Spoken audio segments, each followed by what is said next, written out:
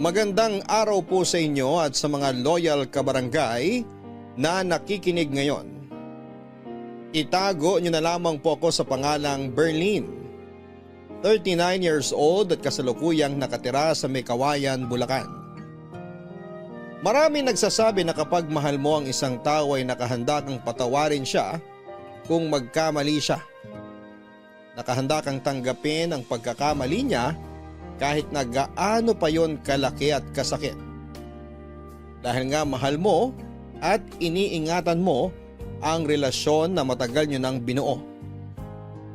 Sa isang relasyon nga ay hindi naman nawawala ang mga problema na susubok sa katatagan ng inyong pagsasama. Lalo na kung malayo kayo sa isa't isa. Hindi ninyo nakikita ang ginagawa ng bawat isa. Pero doon nga masusukat kung gaano kalaki ang tiwala at respeto ninyo sa isa't isa. Na kahit magkalayo kayo ay hindi ninyo gagawin ang mga bagay na maaaring makasira sa inyong relasyon. Katulad na lamang ng nangyari sa amin ng nooy long-time boyfriend ko na si Jace. Third year high school pa lamang kami noon ay magkasintahan na kami ni Jace Papadudut. Kami nga yung definition ng perfect relationship noon dahil ni minsan ay hindi kami nag-away at lagi kaming nagkakaintindihan at kung may mga bagay man kaming maaaring pagtalunan ay agad namin yung naaayos bago pa man kami humantong sa away. Hanggang sa makagraduate na nga kami ng college at nagkaroon kami ng kanya-kanyang trabaho ay nag-propose sa akin si Jace.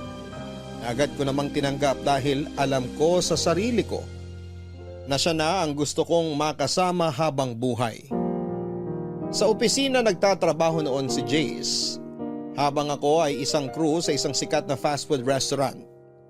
Pero nagkaroon kami noon ng kasunduan na hanggat wala pa kaming 32 at wala pang sapat na ipon ay hindi pa kami maaaring magsama at magpakasal. Gusto kasi namin noon na handa na ang lahat bago kami lumagay sa tahimik. Yun din kasi ang ideal age ko para magpakasal.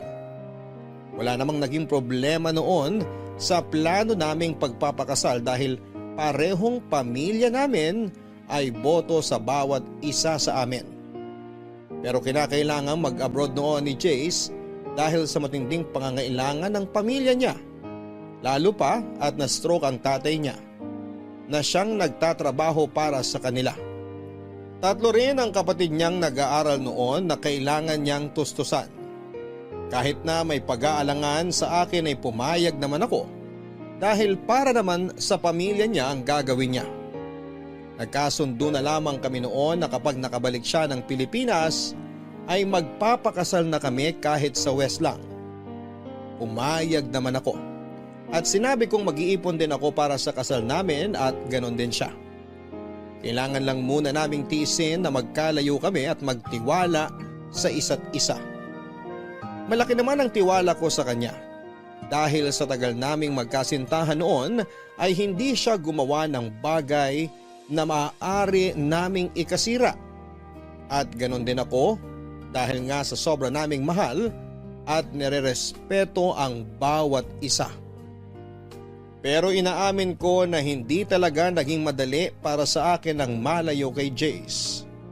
Dahil may mga bagay na pumapasok sa isip ko habang magkalayo kami. Mga bagay na alam ko namang hindi niya magagawa pero hindi ko maiwasang mag-isip na baka matukso siya sa isang babae habang hindi niya ako kasama.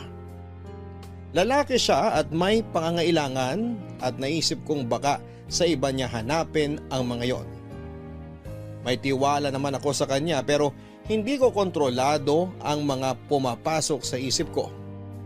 Lalo pa nga at hindi agad nakatawag noon sa akin si Jace nang makarating siya sa Korea bilang isang factory worker sa paggawaan ng mga noodles. Sobrang nag-worry rin ako sa kanya noon dahil hindi ko alam kung ano na nga bang nangyayari sa kanya doon.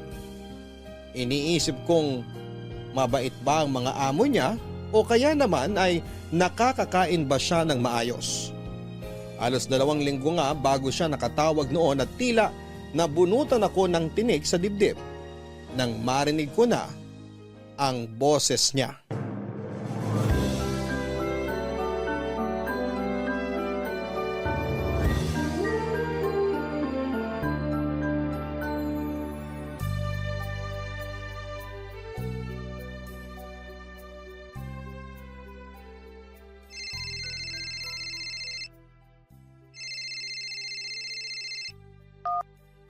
Love! Bakit ngayon ka lang tumawag? Sorry love, bawal kasi ang cellphone sa oras ng trabaho. Maikpit dito eh. Kailangan i-surrender ang cellphone ko sa kanila kapag may trabaho. Every 2 weeks lang ako pwedeng gumamit ng cellphone. Kagaya nito, day off ko. Kaya nakatawag ako sa'yo. Ay, salamat naman sa Diyos. Akala ko kung napano ka na dyan eh. Huwag mo ako intindihin dito. Mababait naman ang mga amo ko. Yun nga lang, sobrang stricto ng boss namin. Kapag trabaho, trabaho. Sa bagay, malaki ang pasahod nila kaya dapat talaga sulit ang ibabayad nila sa'yo. Ang importante, ayos ka lang dyan. Oo, di rin naman kami nagugutom dito. Libre ang pagkain namin. Mabuti kung ganon. Maiba nga pala ako. Nakatawag ka na ba kina tita para ipaalam ang lagay mo dyan? Oo, tumawag na ako sa kanila bago ako tumawag sa'yo. O anong sabi nila sa'yo? Ayun, humihingi ng pasensya sa akin. Kasi kinailangan ko para mga ibang bansa para lang sa kanila. Sabi ko wala namang problema basta para sa kanila. Total, andito na rin lang ako.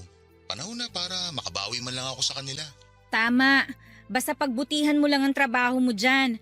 Pasasaan ba't magiging maayos din ang lahat? Suportado kita sa lahat ng bagay. Alam mo naman yan. Kaya nga swerte ko sa'yo. Kasi nandiyan ka palagi para suportahan ako. Naiintindihan mo yung mga bagay na kailangan kong gawin. Natural, mahal kita eh. Tsaka para naman sa pamilya mo ang ginagawa mo. Di lang naman para sa kanila itong ginagawa ko. Para sa atin din to. Magtatabi ako kahit papano para sa kasal natin. Kasi gustong-gusto na rin talaga kita pakasalan eh. Oo, alam ko. Basta ingatan mo palagi ang sarili mo dyan, ha? Umiwas ka sa tukso kahit anong mangyari. Alam mo namang mahal na mahal kita. Kaya hindi ako matutokso sa iba. Masyado kitang mahal para gawin sa'yo yun. May tiwala naman ako sa'yo. Pero kasi hindi naman natin masasabi, di ba? Malayo tayo sa isa't isa. Huwag ka mag-isip ng kung ano, love. Tatandaan mo lang palagi kung gaano kita kamahal. Kahit kailan hindi ako naging unfaithful sa'yo. Ang tagal na nga natin, oh. 12 years na tayo. Sa tingin mo ba, aabot tayo ng ganito katagal kung mababaw ang pagmamahal ko sa'yo? Sa bagay, tama ka. Pasensya ka na, love, ha? Hindi naman sa wala akong tiwala sa'yo, kaya naiisip ko yung mga ganyan. Naiintindihan naman kita. Hindi mo kailangang humingi ng pasensya. Natural lang na maramdaman mo yan. Malayo ako sa'yo eh. Pero yun lang ang masasabi ko sa'yo. Mahal na mahal kita. Ikaw lang babaeng mamahalin ko at iharap ko sa altar. Kahit naman ako eh. Ikaw lang ang lalaking mamahalin ko. Basta, tiis-tiis lang muna tayo, love ha. 2 taon na lang naman eh. Saglit lang sa atin to. Oo naman. Basta every 2 weeks lang ako makakatawag ha. Huwag kang mag-isip na baka nang bababae ako rito o ano. Hayaan mo kapag day off ko, ikaw ang una kong tatawagan. Magdamang tayo mag-uusap noon. Paalala ko lang sa'yo, mahal ang roaming calls ha. Hindi yan kagaya dito sa Pilipinas na unlimited. Tama na sa akin yung makausap ka kahit sandali. Malaman ko lang na ayos ka dyan, okay na ako. Oo nga pala. O paano? Babay muna ha. O sige, basta mag-iingat ka palagi dyan ha. Tumawag ka kagad sa amin kung may problema. Sige love, salamat ha. Kayo din, mag-iingat kayo dyan. Lalo ka na, pakakasalan pa kita. Oo. O sige na love, I love you. I love you too.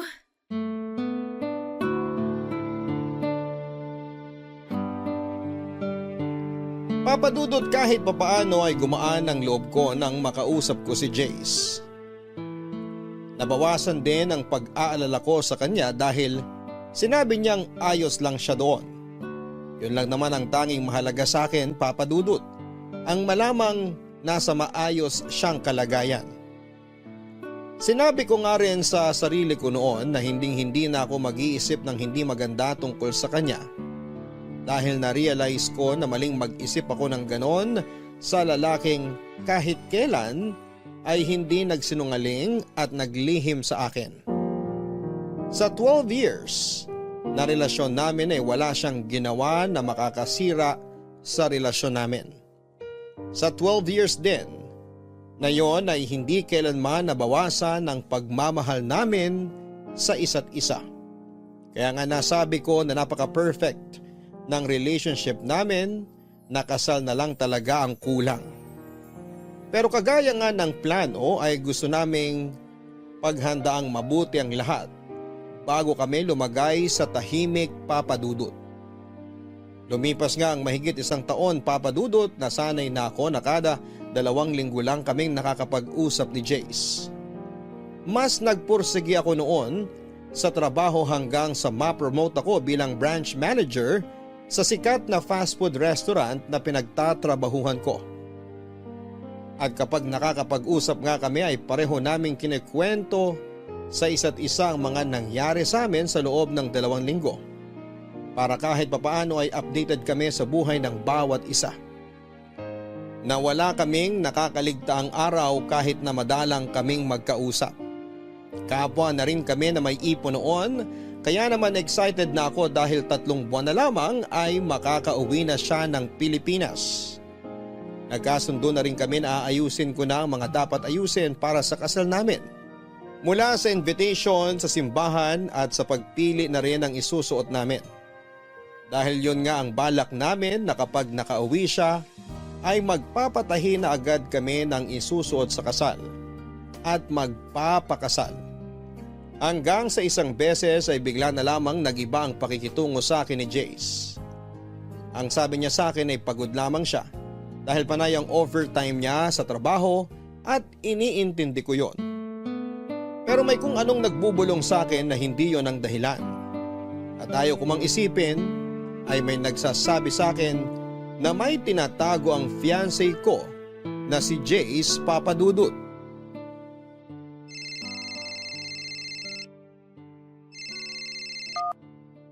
Hi, love! Buti naman nakatawag ka na. Hintay ako ng hintay sa tawag mo last time eh. Peak season kasi. Ah, ganun ba? O kumusta naman ang trabaho mo? Ganun pa rin. Walang pinagbago. Eh kumusta naman ang nakaraang linggo mo? Ayos lang. Puro trabaho. Ayos ka lang ba, love? Oo. Bakit? Wala naman. Para kasing wala kang gana makipag-usap sa akin. Guni-guni mo lang yun. Kung ayaw kitang kausap, di sana hindi na ako tumawag. Ewan ko, ibang-iba ka kasi ngayon eh. May problema ba? Sabihin mo sa akin. Walang problema. Huwag mo ko intindihin. Ay, love, kung may problema ka, sabihin mo sa akin. Para mapag-usapan natin. Hindi yung sinasarili mo lang. Wala nga akong problema. Nag-iisip ka na naman ng kung ano-ano eh. Tingin mo ba bakit ako nag-iisip ng kung ano-ano ngayon? Jace, 13 years na tayo. Kilalang kilala na kita. Alam ko kung may problema ka. Kaya magsabi ka na sa akin, ano ba kasing problema? Sorry love. Promise, wala talagang problema. Sobrang pagod ko lang siguro. Sigurado ka? Oo love. Eh kung gusto mo, magpahinga ka na lang muna. Sa ibang araw ka na lang tumawag. Hindi, okay lang. Kwentuhan mo na lang ako. Tungkol sa mga ganap sa'yo nito mga nakaraang linggo. Same routine pa rin. Bahay, trabaho, ganun. Ah, siya nga pala. Okay na yung layout ng wedding invitation natin. Date na lang ang kulang. Tapos, nailista ko na yung mga pagbibigyan. Nakapili na rin ako ng simbahan kung saan tayo magpapakasal, love. Tapos, pagbalik mo dito, magpi-prenup shoot na tayo. Hello, love? Andyan ka pa? Oo. Narinig mo ba yung sinabi ko? Oo. O, wala ka bang sasabihin? Baka pwedeng i-postpone na natin yung kasal? Kahit mga 2 years? Ano? Postpone? Love, ang tagal na nating pinlano to. Alam ko, kaso… Kaso ano? Budget? May problema ba sa budget, Jace? May ipon ako, sapat yun para sa pagpapakasal natin. Hindi naman yun. Naisip ko lang na mag-extend muna ng mga 2 taon dito. Bakit? 2 taon lang ang kontrata mo dyan ah. Paano ka mag-extend? Ano, magti-TNT ka? Hindi. Pwede naman daw i-renew yung kontrata pagkatapos nito. Pero bakit nga? Bakit ka mag-extend? Okay naman na si Tito, nakakapagtrabaho na siya ulit. Ano man lang yung umuwi ka muna rito, di ba? Para maasikaso yung kasal natin. Eh di pagkatapos ng kasal natin, sige bumalik ka na ng Korea, magtrabaho ka ulit. Hindi nga kasi ako makakauwi. Gusto ko pa sana magtrabaho na mas matagal dito. Jace, alam mo hindi ka nakakatuwa ah. Kung may problema ka, sabihin mo. Kung gusto mo nang umatras sa kasal, sabihin mo. Hindi yung ang dami mong dahilan. Berly naman. Ang sabi ko lang, i-postpone muna natin yung kasal. Wala akong sinabing atras ako. Eh pwede ka namang umuwi muna rito para sa kasal natin. Tapos tsaka ka na bumalik. Ay, nakapaghintay naman tayo ng 13 years, di ba? Ano ba naman yung 2 taon pa? Oo, nakapaghintay tayo. Pero nakaplano na lahat, Jace. Ang sabi mo, ayusin ko na lahat ang dapat asikasuhin para pag uwi mo wala ka ng gaanong aayusin. Ikaw na lang ang kulang. Tapos ngayon sasabihin mo, i-postpone? Bakit? Ay, sige na. Uuwi na ako para magpakasal tayo. Tatapusin ko lang yung 3 buwan pang kontrata ko. Hindi ko alam kung ano ba talagang problema at bigla ka na lang magsasuggest na i-postpone natin. May problema ba sa family mo? Wala. Hayaan mo na. Uuwi na ako. Magpapakasal tayo kaya huwag ka nang mainis. Sa susunod na lang tayo mag-usap o kaya kung makakatawag ako mamaya. Magpapahinga muna ako at wala pa akong tulog. Okay lang ba? Ay, okay, sige. Magpahinga ka muna.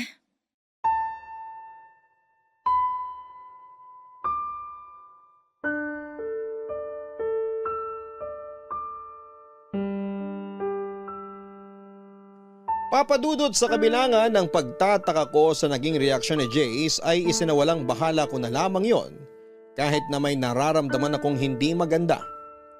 Sa aming dalawa kasi ay si Jace talagang excited na magpakasal kami kaya hindi ko maiwasang mag-isip ng kung ano-ano.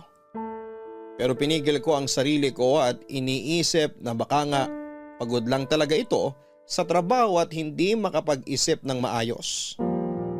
Naisip ko rin na baka marami siyang iniisip tungkol sa pamilya dahil sa kanya nakaatang ang responsibilidad. Marahil din ay nape-pressure ito sa kung ano nga ba ang dapat niyang unahin. Papadudot hindi na nga ulit siya nakatawag sa akin ng araw na yon. Pero ayos lang naman sa akin, mas maigi na rin siguro yon para makapag-isip siya ng maayos. Napagpasyahan kong maghintay na lamang sa kung ano nga ba ang magiging desisyon niya. At bilang partner ay nakahanda akong irespeto kung ano man yon. Nang sumunod na beses na pagtawag sa akin ni Jace ay kapansin-pansin ang panlalamig nito sa akin. Wala itong kabuhay-buhay sa pakikipag-usap sa akin na parang minsan ay napipilitan na lamang siyang kausap ako. Ayaw ko mang mag-isip ng hindi maganda.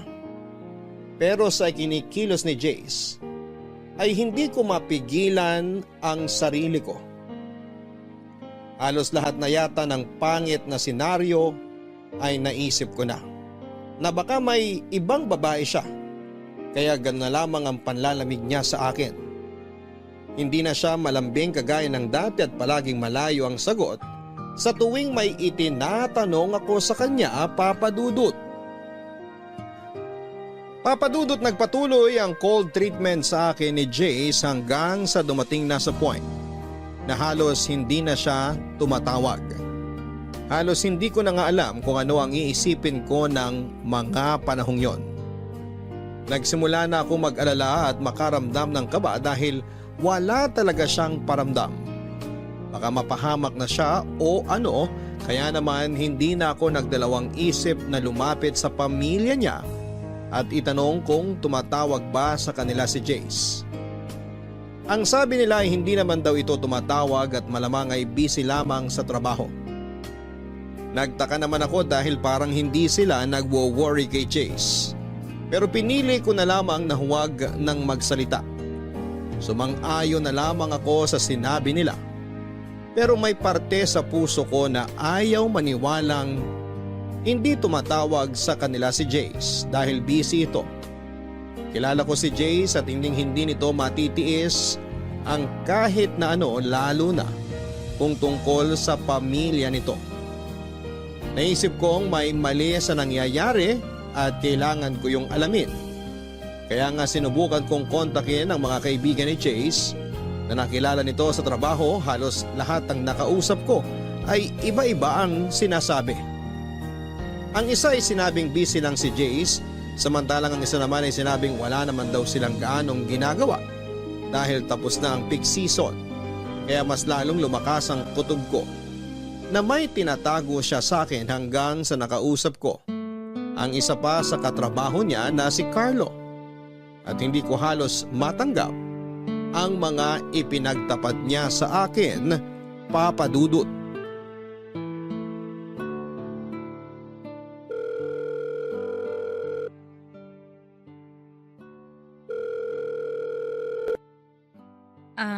Hello?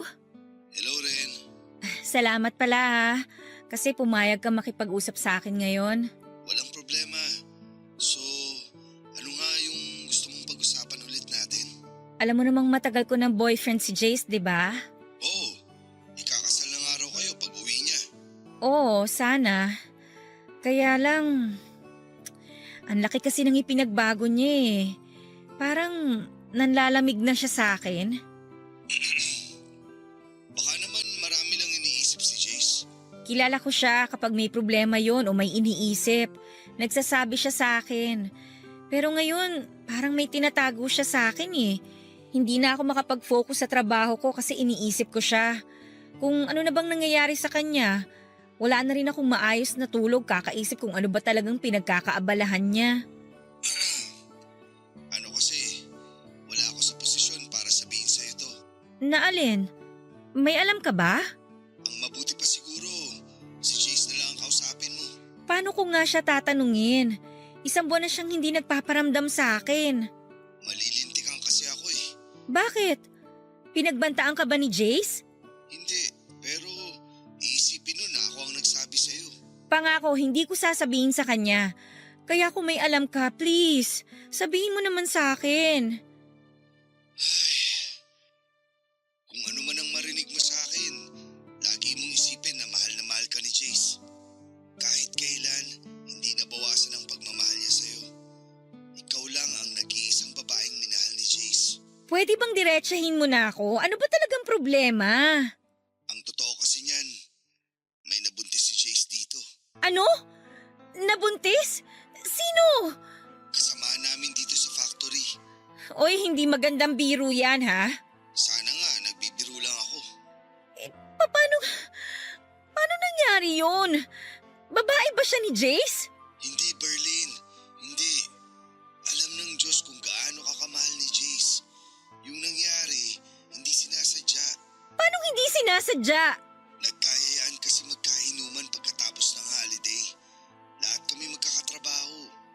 Hanggang sa nalasing kaming lahat. Hindi na namin alam yung mga sumunod na nangyari. At si Jace? Paano niyo nasabing si Jace ngayon nakabuntis dun sa babae kung lasing kayong lahat?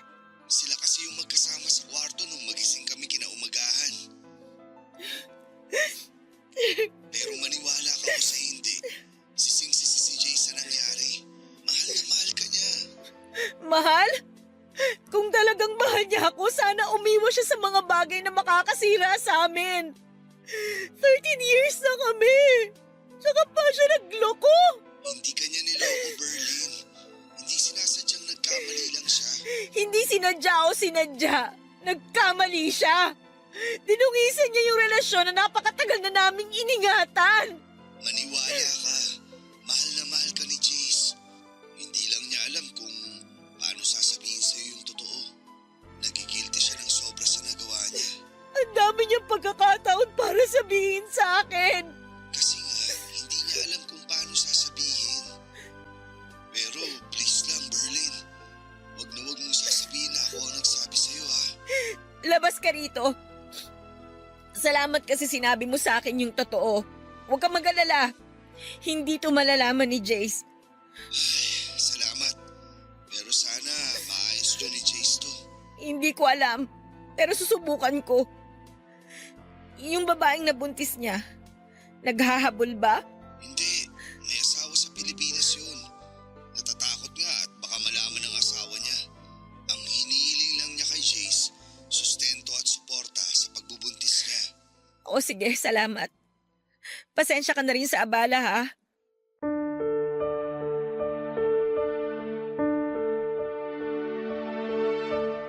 Papadudod para akong hinagisan ng bomba dahil sa mga nalaman ko. Pakiramdam ko ay mamamatay ako sa sobrang sakit dahil parang paulit-ulit na sinasaksak ng kutsilyo ang puso ko. Sa sobrang tagal naming magkarelasyon ni Jace ay ni minsan ay hindi siya nagloko. At kahit minsan ay hindi kami nag-aaway ng dahil lamang sa babae. Kaya may parte pa rin sa puso ko na ayaw maniwala sa mga sinasabi ni Carlo. Pero ano nga ba ang mapapala niya kung sakaling siraan niya si Jace sa akin? Maliban na lamang kung may lihim na galit ito rito. Hindi ko alam kung paano ko tatanggapin ang katotohanang magkakaanak siya sa ibang babae. Pakiramdam ko ng mga oras na yon ay wala akong kwentang babae. Dahil sa kabila ng pagmamahal ko kay Jace ay nagawa niya yon sa akin. Sarado ang utak ko ng mga oras na yon dahil wala akong pakialam kung sinadya yon o hindi. Ang tanging naisip ko lang noon ay nagtaksil sa akin si Jace. Naisip ko nga rin na baka nawala na ang pagmamahal niya sa akin dahil magkalayo na kami. Hindi ko na nagagawa ang mga bagay na ako dapat ang gumagawa para sa kanya at nahanap niya yon sa ibang babae. Kaya naman nang tumawag siya ulit sa akin ay agad ko siyang kinompronta.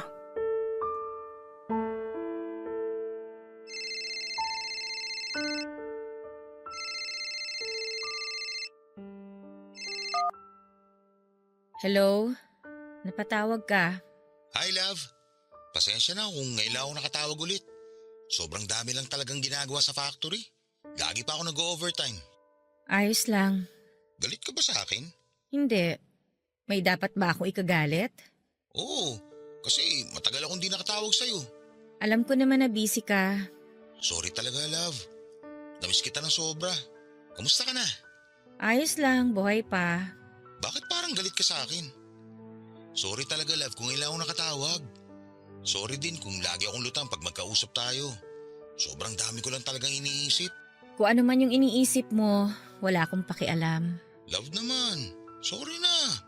Babawi ako sa'yo, promise. Tuloy na uwi ko.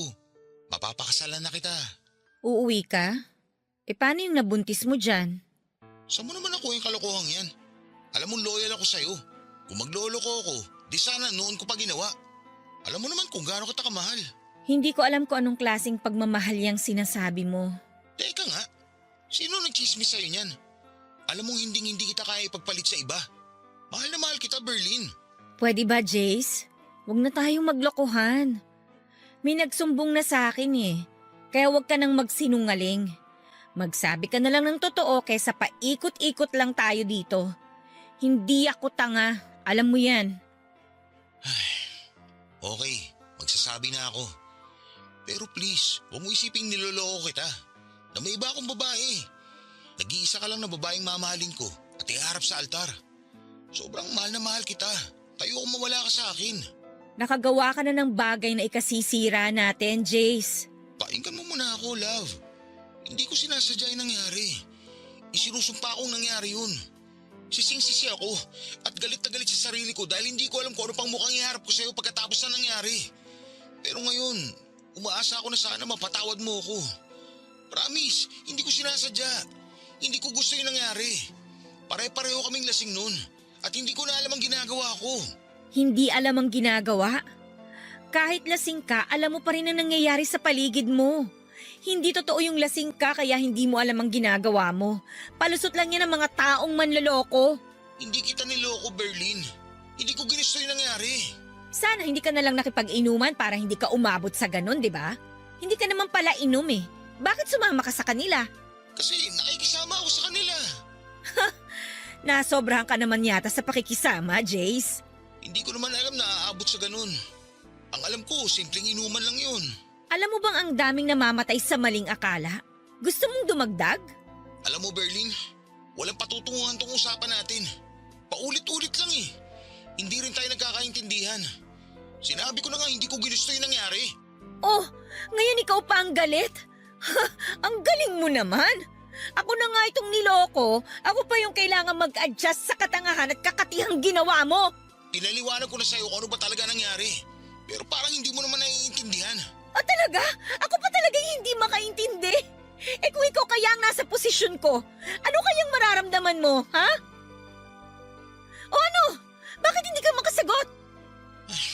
Sa ibang araw na tayo mag-usap. Kapag hindi na mainit ang ulo natin pareho.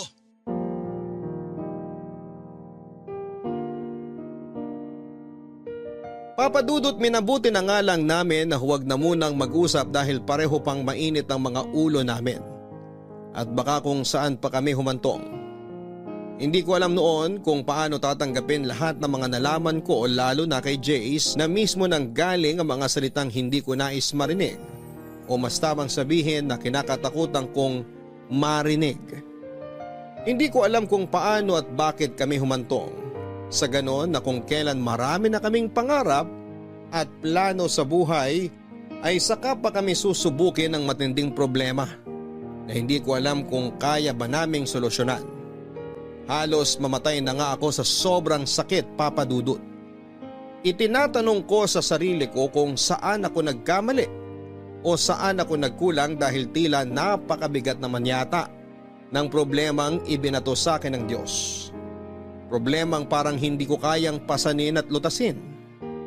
Iniisip ko na sa dami ng plano at pangarap na binuo namin nang magkasama ay isang pagkakamali lang ang magiging sanhi ng pagkasira ng mga yon. At dahil nga sa pagtatalo naming yon, Papa Dudut, ay minabuti muna naming dumistansya ni Jace sa isa't isa. Lalo pa't hindi ko na rin alam kung ano nga ba ang sasabihin ko sa kanya. Alam na alam ko sa sarili ko na kapag nag-usap kami ay kung ano-ano na naman ang masasabi ko sa kanyang masasakit na kailanman ay hindi ko na mababawi.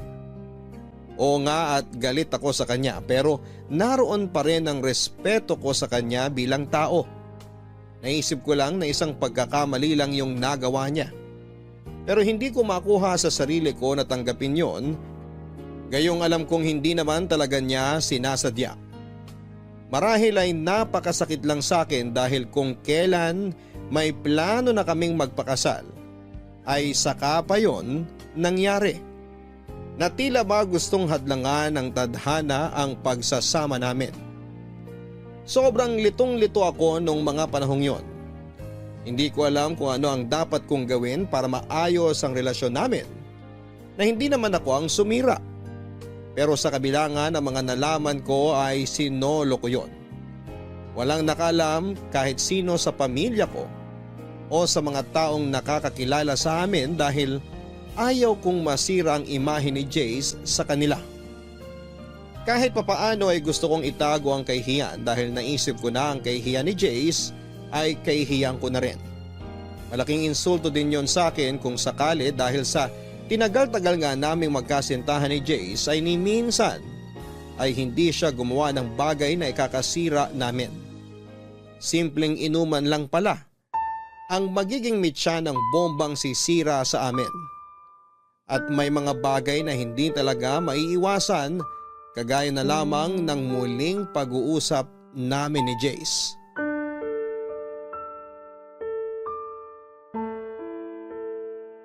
Salamat naman at sinagot mo na ang tawag ko. Ano bang kailangan mo? Gusto ko makausap na maayos. Please, Berlin. Alam kong wala akong karapatang mag-demand sa'yo pero sana naman. Huwag mo itapon na lang basta napakaraming taon na binuno natin. Ayaw mong mag-demand? Ano sa tingin mong ginagawa mo ngayon? Di ba nagde-demand ka? At talagang may gana ka pang gumanyan, ha?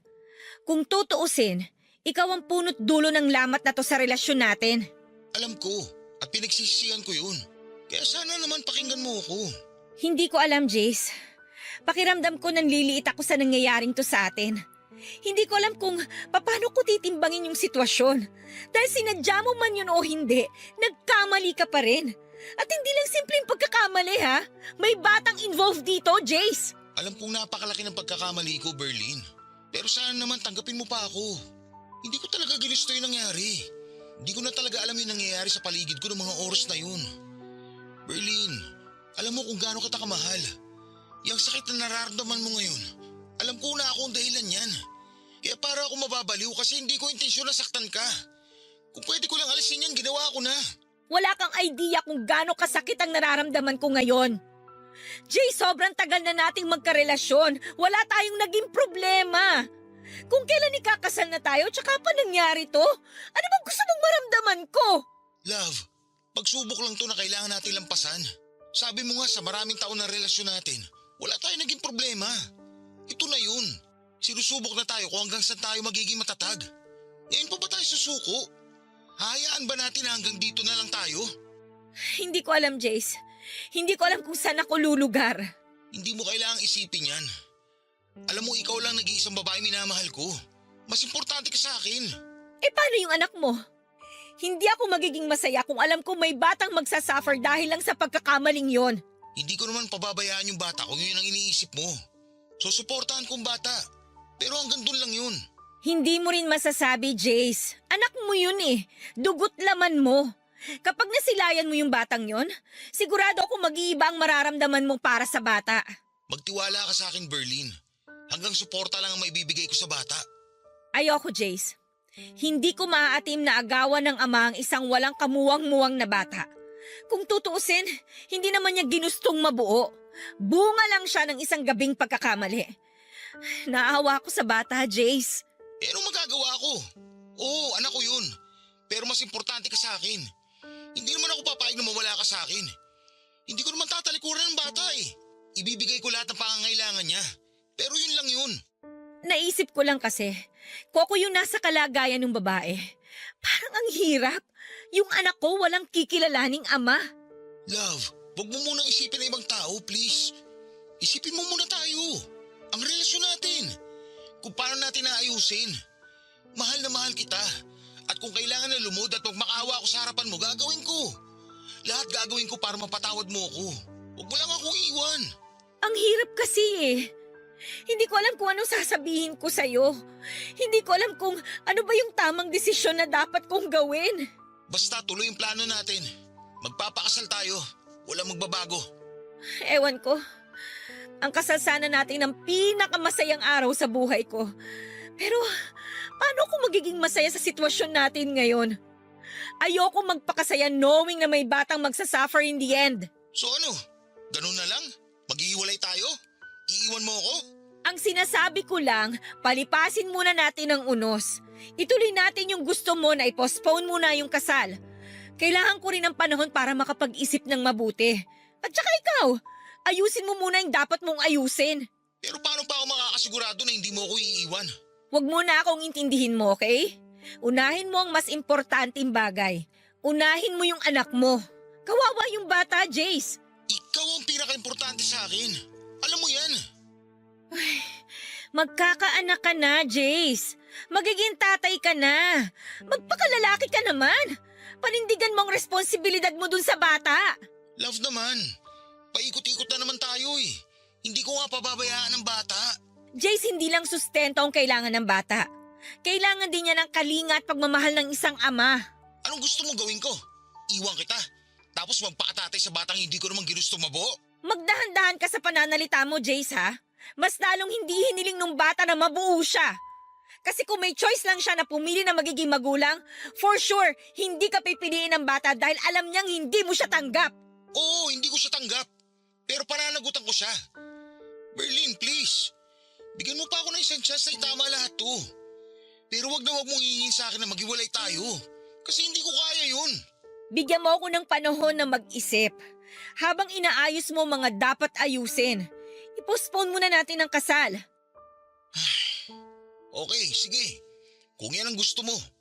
Pero ito lang ang masasabi ko. Mahal na mahal kita. At kung kailangan ko mamili, ikaw at ikaw ang pipiliin ko.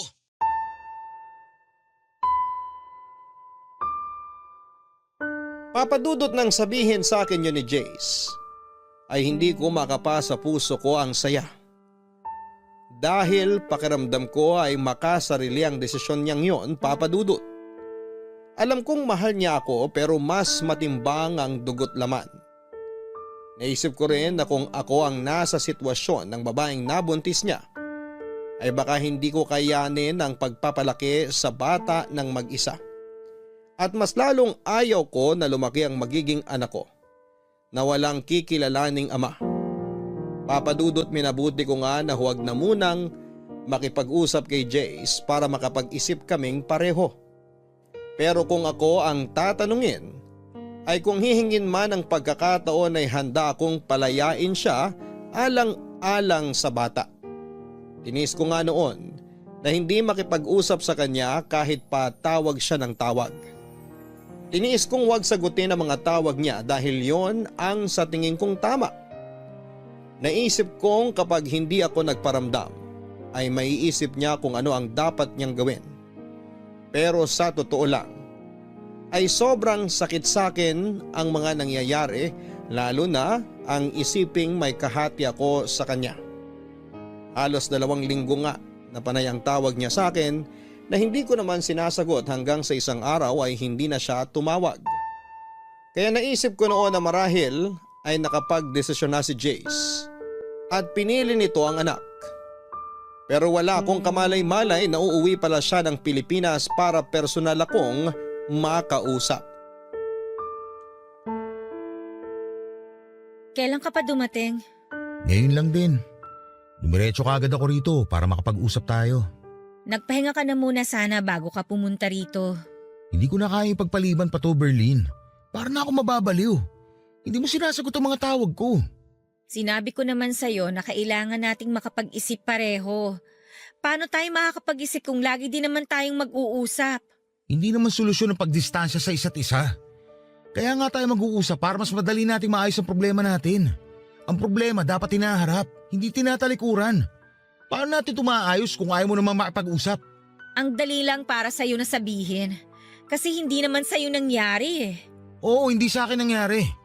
Pero naisip ko na rin yan na kung sa akin man mangyari to, tatanggapin pa rin kita ng buong buo. Nasasabi mo lang yan kasi wala ka sa totoong sitwasyon. Hindi ko lang nasasabi to. Tatanggapin talaga kita dahil mahal na mahal kita. Handa akong kalimutan ang mga pagkakamali mo, huwag ka lang mawala sa akin. Ganyan kita kamahal, Berlin. Saan naman bigyan mo ako ng pagkakataon na pagsisihan ng gusto ang pagkakamali ko. Hayaan mo akong bumawi sa'yo. Hindi ko alam, Jace. Gulong-gulo talaga ako. Kaya nga ayoko muna makipag-usap sa'yo dahil hindi ko alam ang sasabihin ko sa'yo. Mahal mo pa ba ako? At bakit mo naman naitanong yan? Pakiramdam ko kasi wala ka ng pagmamahal sa akin kaya ka ganyang katigas. Naiinis na ako sa usapang to ha. Ba't parang kasalanan ko pa na hirap akong magpatawad? Sariwa pa sa akin ang lahat, Jace. Sorry, love. Sorry. Kahit ako, gulong-gulo din ako. Pero isa lang ang sigurado ako. Ayaw kitang mawala sa akin. O paano yung anak mo? Wala ka man lang bang maramdaman na gusto mong bigyan din ng pagmamahal ang anak mo? Love naman. Willing ako magbigay ng sustento sa kanya. Lahat ng pangangailangan niya ibibigay ko. Napag-usapan na natin to, di ba? O sige, sabihin na nating magsusustento ka. Siyempre hindi maiiwasang mag-usap kayo palagi nung nanay niya. Tapos hindi mo namamalayang nahulog na pala yung loob mo sa kanya. Oh, nasa na ako doon? Paano na ako? Love, yan ang wag na wag mong iisipin. Alam mo kung gaano kita kamahal. Hindi ko itatapon lahat ng pinagsamahan natin.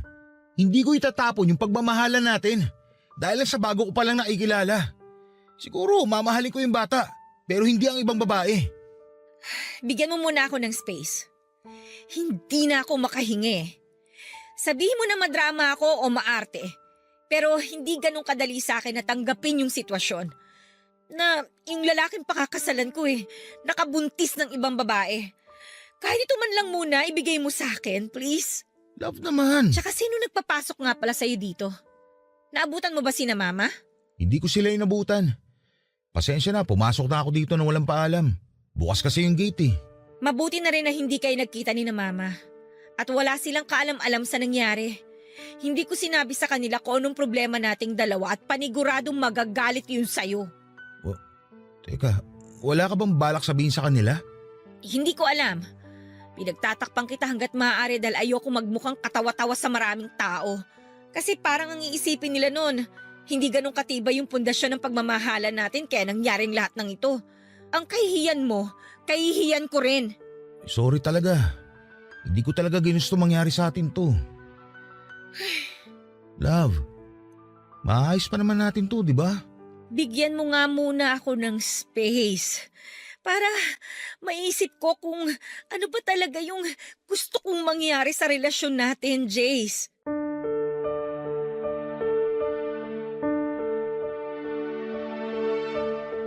Hindi na nga kumontra pa si Jace noon nang sabihin kong gusto ko muna ng space. Pero nagpaalam siya sa akin ng maayos at sinabing tawagan ko lamang siya. Anumang oras kapag nakapag-isip na ako o kaya naman ay sadyain ko siya mismo sa kanilang bahay dahil hindi na rin daw siya babalik ng Korea para magtrabaho.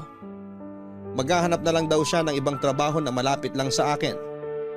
Hindi na lamang ako kumibo noon, Papa Dudut, at hindi na rin ako nagabalang ihatid pa siya hanggang sa may gate namin.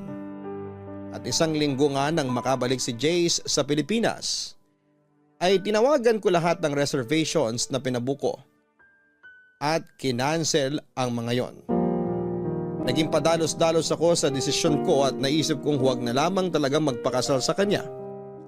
Nawalan na nga rin ako ng ganang pumasok sa trabaho noon at wala akong ginawa kundi ang magmukmok sa kwarto ko, Papa Dudut.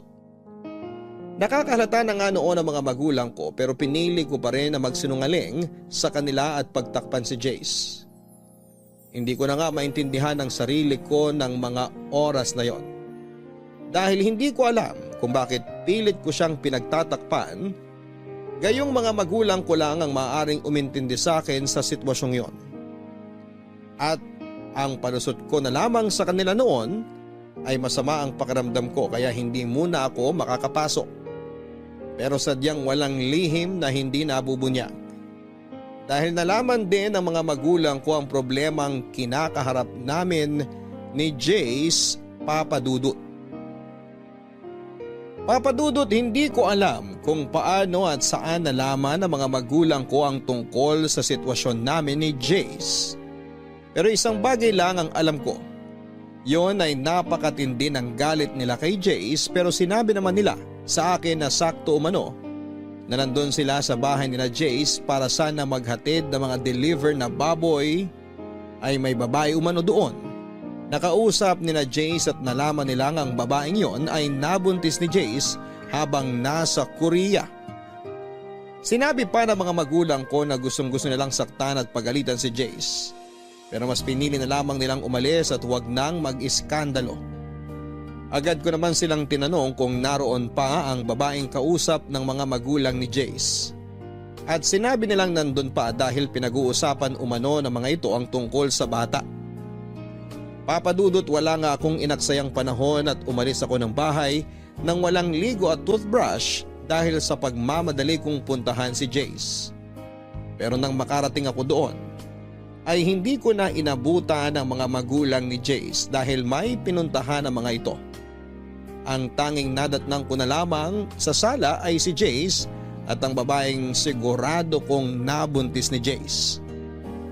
Hindi ko napigilan at tignan siya mula ulo hanggang paa at ramdam kong nailang siya sa akin, Papa Dudut. Sa tansya ko noon ay ilang taon ang tanda ng babae sa aming dalawa ni Jace. Siguro ay nasa 34 o 35 dahil halata naman sa itsura. Maayos itong manamit at mukhang desente. Yun nga lang ay mabigat talaga ang loob ko sa kanya. Nabigla pa nga si Jay sa pagdating ko pero agad ding nakabawi at inanyayahan akong maupo para makapag-usap kaming tatlo.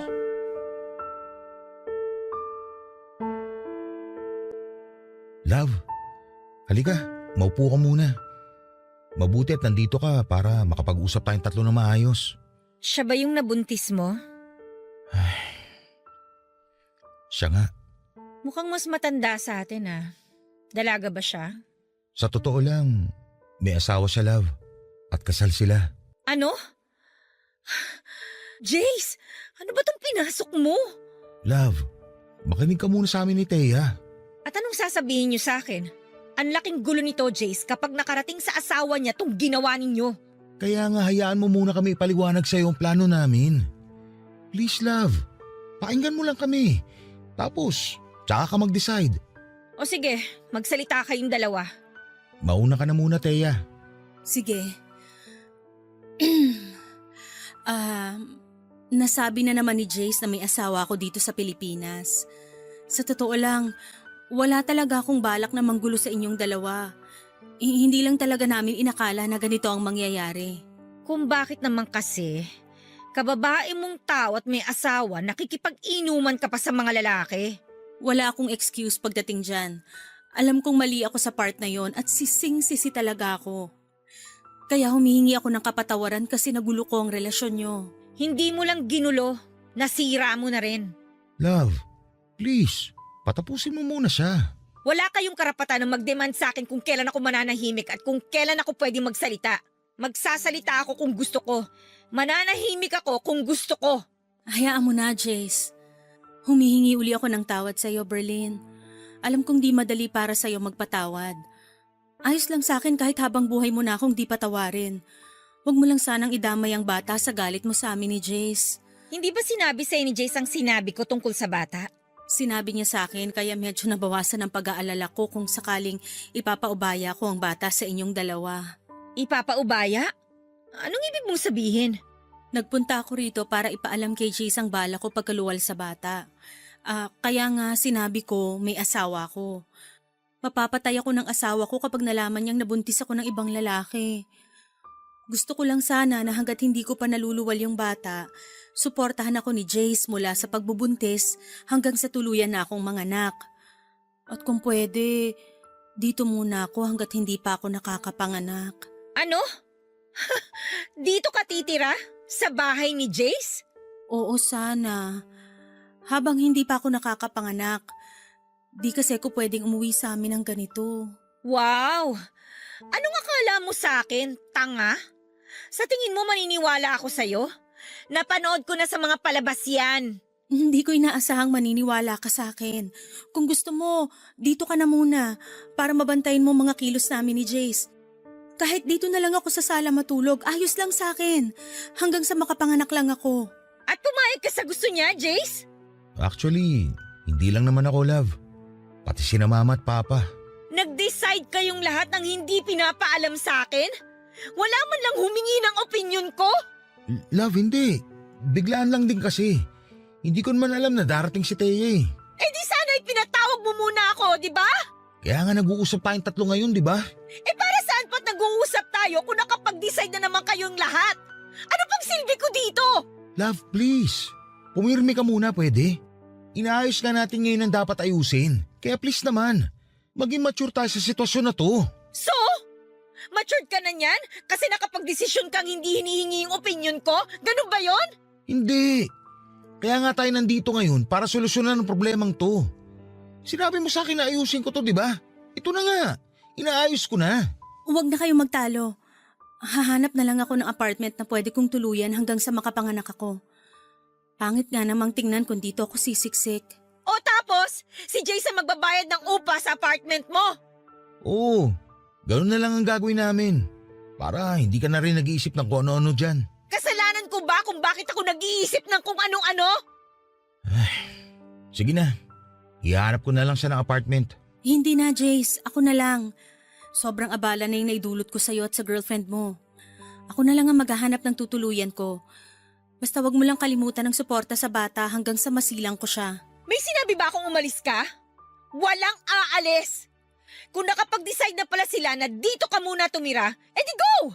Baka mamaya mapahamak ka pa sa kahahanap mo ng apartment mo, kasalanan ko pa. O bakit ganyan kayo makatingin sa akin?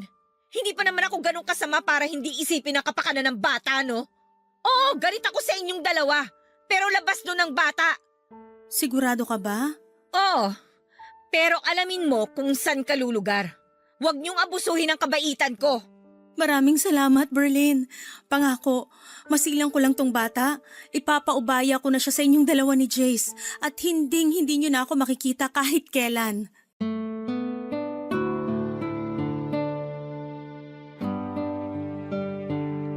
Papadudot, wala na nga akong nagawa kung hindi ang sumang-ayon na lamang sa desisyon ni Jace at ni Thea. Dahil kahit pagbalik ta rin man ang mundo ay dugot laman yun ni Jace. Isa pa'y wala itong kamuwang-muwang sa pagkakamali ng kanyang mga magulang.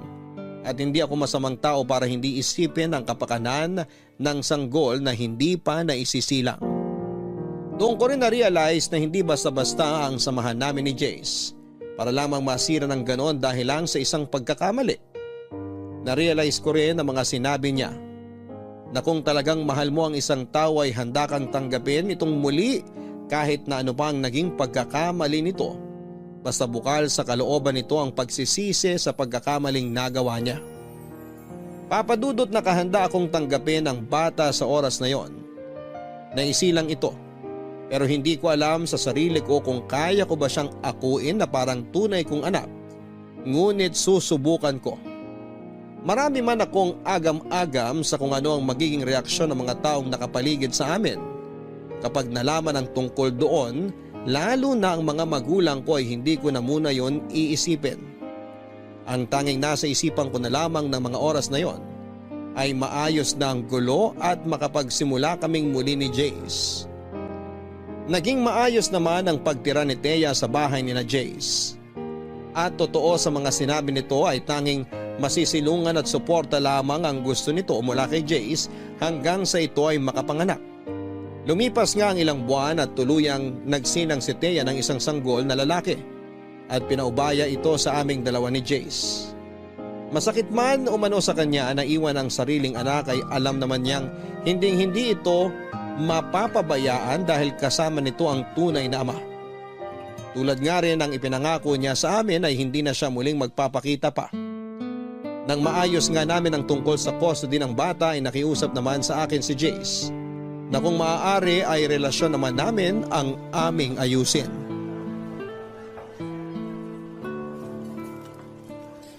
Love, Akala ko ba pupunta tayo sa mall para mamili ng mga gamit ni Baby Liam? kumain muna tayo. Gusto ko rin na makapag-usap tayo na maayos. Ano bang gusto mong pag-usapan natin? Galit ka pa rin ba sa akin dahil sa nangyari? Sa totoo lang, hindi ko naman kaagad makakalimutan yung mga nangyari, Jace. Nagre-recover pa rin ako hanggang ngayon. Paulit-ulit akong hihingi ng kapatawaran kung kinakailangan. Pero sana matanggap mo ng buong bata. Ang anak ko. Napag-usapan na natin to, di ba? Oo, hindi madali pero susubukan ko. Dahil wala namang kasalanan yung bata sa lahat ng nangyari eh. Salamat. Pero sana tuloy pa rin ang pagpapakasal mo sa akin. Alam ko mahirap ang hinihiling ko. Pero mahal na mahal kita eh. Alam ng Diyos na ikaw lang nag-iisang babaeng minahal ko bukod sa nanay ko. Sobrang mahal na mahal kita kaya handa akong tanggapin kung magagalit ka sa akin. Sumbatan mo ako. Huwag mo lang ako iwan. Kilala mo ako, Jace. Kahit kailan hindi kita natiis. Siguro nasaktan mo ko pero na-realize ko na mas nangingibabaw yung pagmamahal ko sa'yo kaysa sa galit ko. Mas natatakot ako na mawala ka sa akin. Siguro nga tama ka na ito na yung pagsubok na binigay sa atin ng Diyos. Hindi niya tayo bibigyan ng pagsubok na hindi natin kakayanin. Daraanan lang natin ang pagsubok na to. At sisiguraduhin natin hindi na natin to babalikan. Tama. Hindi kita mamadaliin na patawarin ako. Magalit ka sa akin kahit gaano pa katagal. Tatanggapin ko. Sa totoo lang napatawad na kita. Pero hindi mo pa rin may aalis sa akin yung pangamba ko sa kung ano yung mangyayari ngayon na dumating na sa buhay mo si Liam. Wala namang magbabago, love. Dadagdagan lang tayo ng bagong miyembro ng pamilya. Ikaw na magiging nanay niya. Sa tingin mo ba magiging mabuting ina ako sa kanya? Oo naman. Dahil isa kang mabuting tao. Wala akong alam sa pag-aalaga ng bata. Tutulungan naman tayo ng mga magulang ko. Pero maiba ako. Ano palang sabi ng mga magulang mo tungkol sa bagay na to? Wala naman daw sila magagawa at nandito na to. Kailangan lang daw na panindigan at nakakaawa nga yung bata. Nahihiya rin ako sa kanila. Wala na akong mukhang maiharap sa kanila eh. Pero handa akong hingi ng kapatawaran nila. Galit na galit sila. Pero hindi sa'yo. Nagagalit sila dahil sa nangyari. Pangako, gagawin ko ang lahat para mapatawad nila ako. Kahit pa mag-back to zero ako sa panliligaw sa'yo at sa kanila. Hindi mo na kailangan gawin yan. Alam naman nilang mabuti kang tao at naging tapat ka sa akin. Sila na nga rin mismo yung nagsabi na sadyang may mga bagay na hindi natin kontrolado at nangyayari na lang. Pero may kasalanan pa rin ako sa nangyari. Maraming paraan para naiwasan ko sana yun. Jace, tapos na yon. Nangyari na. Hindi na tayo dapat nananatili sa isang bagay na parte na lang ng nakaraan. Maraming salamat sa pag-unawa sa akin. Mahal na mahal kita kaya handa akong tanggapin ka sa kabila ng mga nangyari. Pagpasensyahan mo na rin ako kung may mga nasabi akong hindi maganda sa'yo. Naiintindihan kita, love. Alam ko naman kung bakit mo nasabi ang mga nasabi mo. Dala lang yun ng matinding galit at hinanakit. Oo, pero meron akong mga nasabi na hindi naman talaga dapat. Kaya sorry pa rin. Hayaan mo na yun. Wala na yun sa akin. Ang importante na lang ay magkaayos tayo. Ayusin muna natin ang dapat ayusin bago tayo magpakasal. Pumapayag ka na magpakasal sa akin? Ay, ano bang magagawa ko? Mahal na mahal kita eh. Pero unahin muna nating mapabinyagan si Liam. Ang problema, paano natin ipapaliwanag sa lahat kung kaninong anak yon?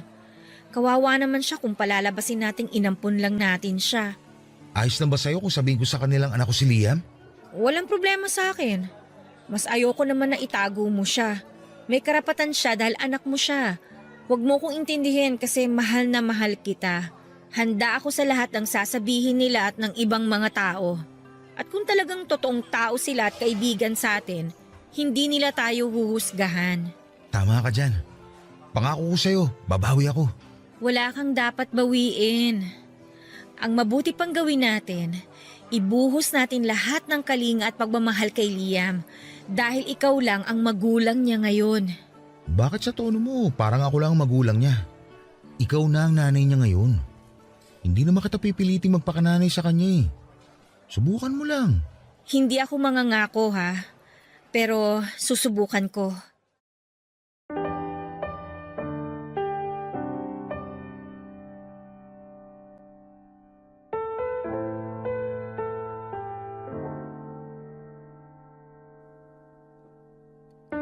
Papadudot, pinabinyagan nga namin si Bibi Liam at pinaalam sa lahat ng mga kakilala na tunay na anak yun ni Jace.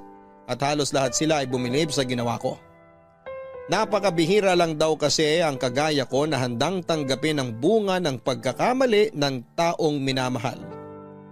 Sa totoo lang ay nahirapan din ako na tanggapin ang lahat pero na-realize ko na hindi talaga yon ginusto ni Jace. Ang tanging paraan na lamang namin para maitama ang pagkakamaling yon ay harapin ang nangyari at palakihin ng maayos at busog sa pagmamahal si Baby Liam. Sinabi pa nga nila na isipin lang namin na blessing in disguise si Liam. Lalo pa nga at na-diagnose akong may PCOS. Ibig sabihin ay maliit lamang ang chance ako na magbuntis. Halos madurog ako nang malaman ko pero hindi ako pinanghinaan ng loob dahil sinabi naman ng mga doktor na may mga paraan pa para ako ay magbuntis at magkaanak. Makalipas nga ang ilang buwan matapos ang binyag ni Baby Liam ay ang kasal naman naming dalawa ni Jace ang aming inasikaso. At masayang masaya ako dahil sa paglipas ng mga panahon ay unti-unti nang nabubuo ang pamilyang pinapangarap ko kasama si Jace. Napamahal na rin ako kay Liam at parang tunay na anak na ang turing ko sa kanya. At masasabi ko na napalaki namin siya ng maayos ni Jace dahil lumaki siyang mabait at magalang at higit sa lahat ay mapagmahal. At laking pasalamat ko rin nga nang hindi kalaunan ay nagdalang tawa ko at nagsilang ng isang sanggol na babae na pinangalanan kong Jamaica. Hango sa pangalan naming tatlo ni na Jace at Liam. Sobrang saya ko nga papadudot. Dahil hanggang ngayon ay masaya at nananatiling matatag ang aming pamilya. At tuloy na ring naghilom ang sugat na naiwan ng kahapon. Napatunayan ko rin na ang susi sa maginhawa at masayang pamilya ay ang pagtanggap sa pagkakamali ng bawat isa. At itama yon upang magsilbing pundasyon ng mas matatag na pagsasama. At dito ko na nga po tinatapos ang aking kwento. Maraming salamat po kung ito man ay inyong mapiling basahin sa araw na ito. More power po sa inyong programa. Ang inyong loyal kapuso at kabarangay, Berlin.